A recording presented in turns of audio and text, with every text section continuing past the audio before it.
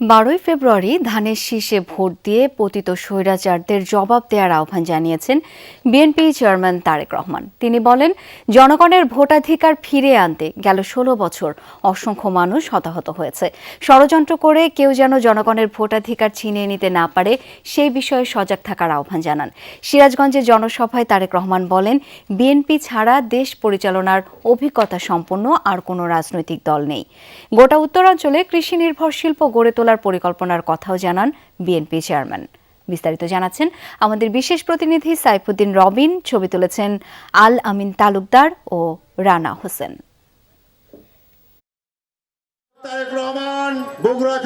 সিরাজগঞ্জের বিসিক শিল্প পার্ক যেন মরু প্রান্তর। একদিকে প্রচন্ড খরতাপ, অন্যদিকে ধুধু বালুভূমি। এর মাঝেই নেতাকর্মীদের অপেক্ষা বিএনপি চেয়ারম্যান তারেক রহমানের জন্য, যিনি দীর্ঘ 2 দশক পর উত্তরবঙ্গের প্রবেশদ্বার খ্যাত সিরাজগঞ্জের মাটিতে যোগ দিলেন নির্বাচনী জনসভায়।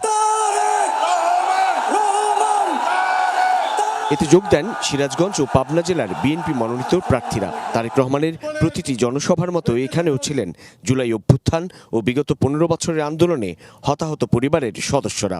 আল্লাহ 5 মিনিট তোমার জন্য আমি আমার এখন দৃষ্টি ফেরত চাচ্ছি আল্লাহ, 5 মিনিট দৃষ্টি ফেরত চাচ্ছি আল্লাহ।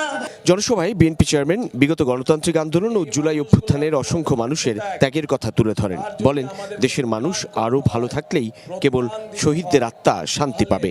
12 ফেব্রুয়ারি ধানের শীষকে জয়ী করে পতিত স্বৈরাচারকে জবাব দেওয়ার আহ্বান জানান তিনি।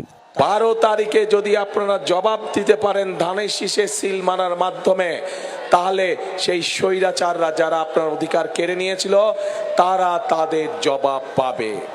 বিএনপি ছাড়া এই মুহূর্তে বাংলাদেশকে সঠিকভাবে পরিচালনা করতে পারে অভিজ্ঞতা সম্পন্ন এরকম কোনো রাজনৈতিক দল নেই। জনগণের ভোটের অধিকারকে কেউ যেন ষড়যন্ত্র করে ছিনিয়ে নিতে না পারে সে বিষয়ে সতর্ক থাকার আহ্বান জানান তারেক রহমান। বলেন, যারা বিভ্রান্তি ছড়াচ্ছে তারা গুপ্ত। 16 বছর মিলেমিশে ছিল স্বৈরাচারের সঙ্গে। জুলাই আগস্টে গত 16 বছর ধরে আমাদের যে সকল ভাই বোনেরা নিজের জীবন উৎসর্গ করে দিয়েছে এই দেশের মানুষের অধিকার প্রতিষ্ঠিত করার জন্য, সেই অধিকারকে আবার যেন ষড়যন্ত্র করে কেউ স্তব্ধ করে দিতে না পারে, ছিনিয়ে নিয়ে নিতে না পারে। যারা এসে বিভ্রান্তিমূলক কথা ছড়াবে তাদের একটাই নাম, তারা হচ্ছে গুপ্ত। কারণ তাদেরকে গত 16 বছর আমরা দেখি নাই। তারা এদের সাথে মিশেছিল, যারা 5 তারিখে পালিয়ে গিয়েছে তাদের সাথে তলে তলে এরা মিশেছিল। বিএনপি চেয়ারম্যান বলেন, সমালোচনা নয়, রাজনৈতিক দলগুলোর পরিকল্পনা দেখতে চায় জনগণ। তারেক রহমান জানান, গোটা উত্তরাঞ্চলে কৃষি নির্ভর শিল্প গড়ে তুলতে চায় বিএনপি। কৃষি নির্ভর শিল্প গড়ে তুললে এই এলাকার মানুষের কর্মসংস্থার সম্ভাবনা থাকবে। এই এলাকার মানুষ তাঁত শিল্পের সাথে বহু মানুষ এখানে জড়িত।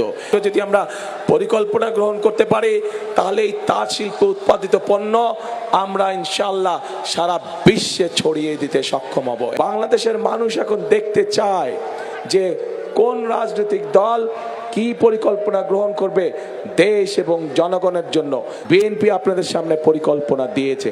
বাংলাদেশকে গড়ে তুলতে হলে ধানের শীষের পক্ষে জনগণের জোরালো সমর্থন প্রয়োজন বলেও মনে করেন বিএনপি চেয়ারম্যান তারেক রহমান।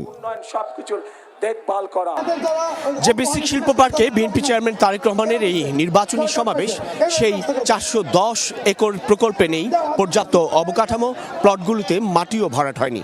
স্থানীয়রা ব্যাপক দুর্নীতি আর অনিয়মের অভিযোগ তুলছেন। তারেক রহমান বললেন, গেল 17 বছর কেবল উন্নয়নের নামে লুটপাট আর দুর্নীতি হয়েছে।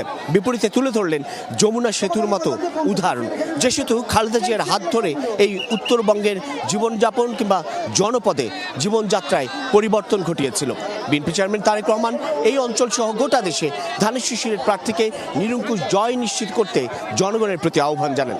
বলেন, কেবল বিএনপি সরকার গঠন করলে বাস্তবভিত্তিক উন্নয়ন পরিকল্পনা বাস্তবায়নের সুযোগ মিলবে এবং উপকৃত হবে সাধারণ মানুষ। সাইফুদ্দিন রবিন, যমুনা নিউজ, সিরাজগঞ্জ।